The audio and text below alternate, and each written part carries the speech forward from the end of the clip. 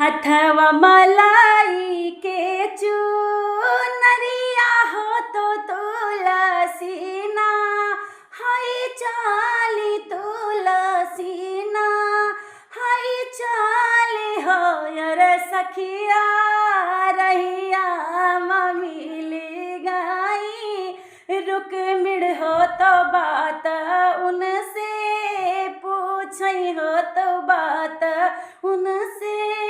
पूछाई हो। हथवा मलाई के चुनरिया हो तो तुलसीना, हाय चाली तुलसीना, हाय चाली हो यार सखिया रहिया मम्मी लगाई। रुक मिड़ हो तो बात उनसे पूछई हो तो बात उनसे पूछाई हो। हथवा पकड़ा बेल मावई हो तो दिलवा कई बात पूछई दिलवा कई बात पूछई हो यार तुलसी कहाँ पाऊ मांगे कैसे दुरावा हो कहाँ पायू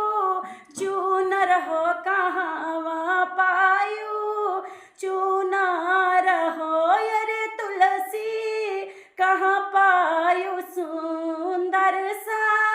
जनवा हो तो पाओ कई माँ हावर हो तो पाऊँ कई माँ हावर हो यार तुलसी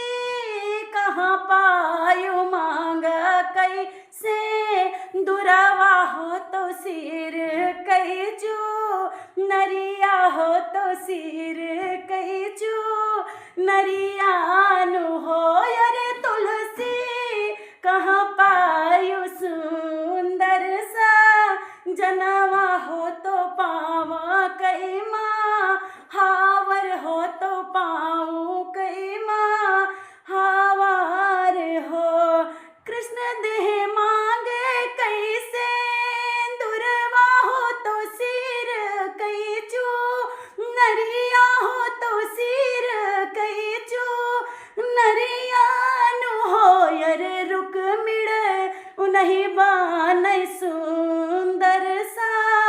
जनवा हो तो पौआ कई माँ हावर हो तो पौआ कई माँ हावर हो यार रुक मिड़ उन्हीं बान सुंदर सा